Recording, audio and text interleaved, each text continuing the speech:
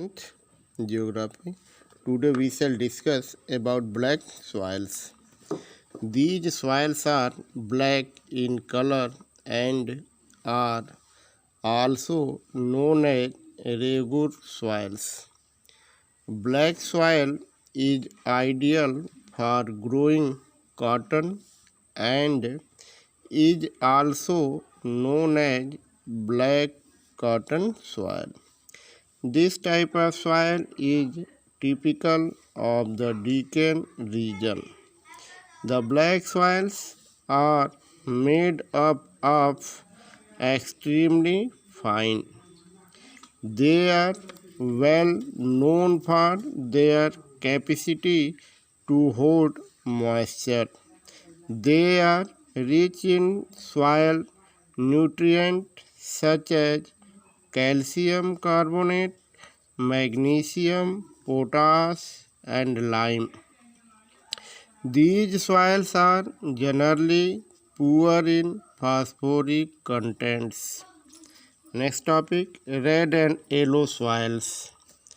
Red soil develops on crystalline igneous rocks in area of low rainfall in the eastern and southern part of Deccan Plateau. These soils develop a reddish color due to diffusion of iron in crystalline and metamorphic rocks. It looks yellow when it occurs in a hydrate form. Next, laterite soils. Laterite has been derived from the Latin word later. The laterite soil develops under tropical and subtropical climates with alternate wet and dry season. This soil is the result of intense leaching due to heavy rain.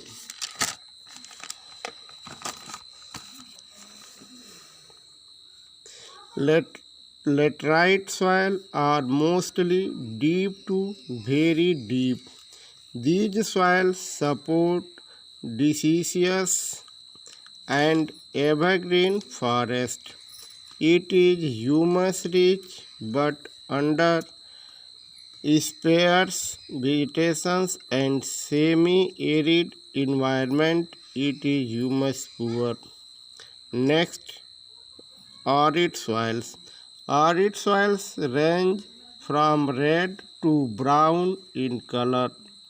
They are generally sandy in texture and saline in nature. Due to the dry climate, high temperature evaporation is faster and the soil lacks humus and moisture. After proper irrigation, these soils become cultivable as has been in case of Western Rajasthan. Next topic, forest soil. These soils are found in the hilly and mountainous areas where sufficient rain forests are available. They are loamy and silty in valley sides and coarse grained in the upper slopes. The soils found in lower parts of the valley, particularly on the river terrace and alluvial soil, are fertile. Soil erosion and soil conservation. The process of soil formation and erosion go on simultaneously and generally there is a balance between the two. This balance is disturbed due to the human activities like deforestation, overgrazing, constructions and mining. The land becomes unfit for cultivation and is known as badlands.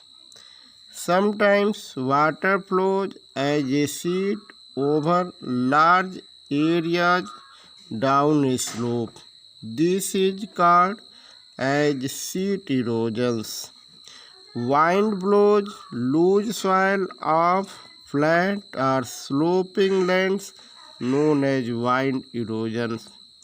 Plowing along the contours line can declarate the flow of water down the slopes. This is called contours plowing. Large field can be divided into strips. Strips of grass are left to grow between the crops. This method is known as strip cropping. That is the end of the lesson.